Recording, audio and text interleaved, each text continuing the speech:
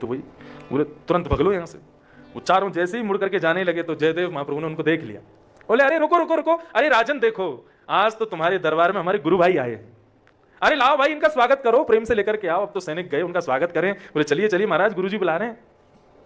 अब तो वो घबरा में बोले कि ये आज हमको सूली पे चढ़वा देगा, ये सब बता देगा राजा को कि हाथ पर हमने काटे। राजा को आज्ञा की, बोले चरण धो, प्रणाम करो, ये मेरे गुरु भाई है, निर्वैरम गुरु भाई है, इनको प्रणाम करो, इनको भोजन कराओ, सब कुछ बढ़िया, सब कुछ करा करके। बोले राजन इनको इतना धन देना, इतना धन देना कि जीवन में कभी कहीं कुछ मांगने ना जाए।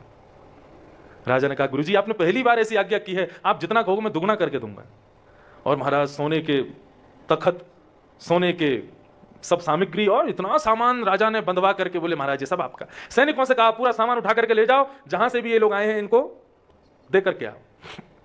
जयदेव महाप्रभु बोले ठीक है भाई लोग, हमारे गुरु भाई सब लोग आते रहे ना, समय मिले तो। बोले ठीक है। विचारों वहां से जाने लगे, मनी मन विचार करने लगे, बोले इसने क्या किया, ये तो बिल्कुल उल्टा ही हो गया सब कुछ।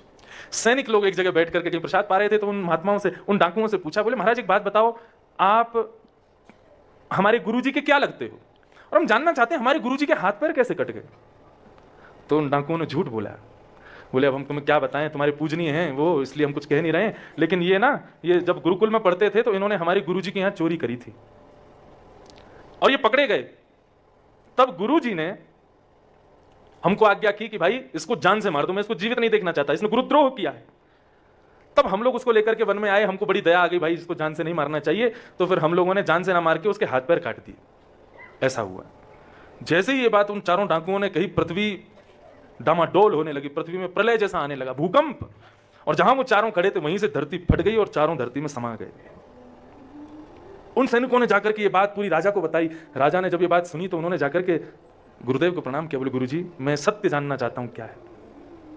बोले राजन तुम जिस नित्य गीत गोविंद का पाठ करते हो उसकी रचना मैंने की, मैं जयदेव।